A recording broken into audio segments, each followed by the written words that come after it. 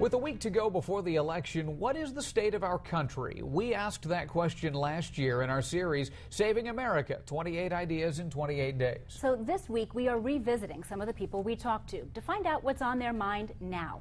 Tonight, the Mengerinks, a South Whitley family facing many of the same struggles and issues that concern people all across the area: health care, jobs, and education.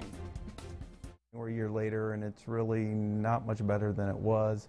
When we talked with Chris and Molly Mengerinks last fall, they were concerned about the economy, the national debt, and the cost of higher education. Little has changed. From a family perspective, I think we're still, how do we pay for college? How do we provide for our children so that they have a good start in life? While they do worry about the distant future for their daughters, Cosette and Maya, I think we're leaving them a mess. I mean, it's that simple. They're struggling now with the upcoming election and its implications. I truly don't think that I have a strong feeling as to whether or not either one of them is truly the right person for the job. I think that they're both very good at saying all the right things without entirely knowing why that's the right thing to say or how they would actually fulfill those promises that they're making. It's the unknown that is most alarming, they say, for them and for the entire country.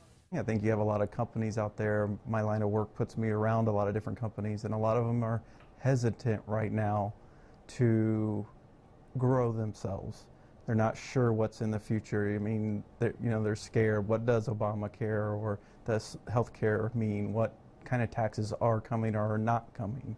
So that makes a lot of them hesitate to bring on new people. Chris and Molly say they certainly don't have the solutions to the problems Americans are facing, and they know things won't change overnight.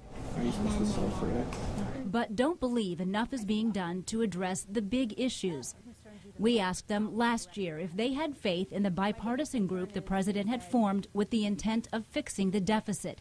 Here's what Molly said then. I don't think that they have a clear concept of exactly how the deficit came to be, and clearly I would say that they don't, the way that they're throwing these solutions, these somewhat half-hearted solutions at it.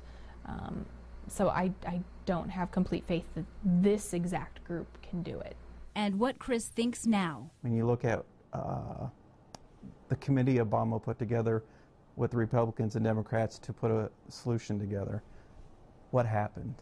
Nothing.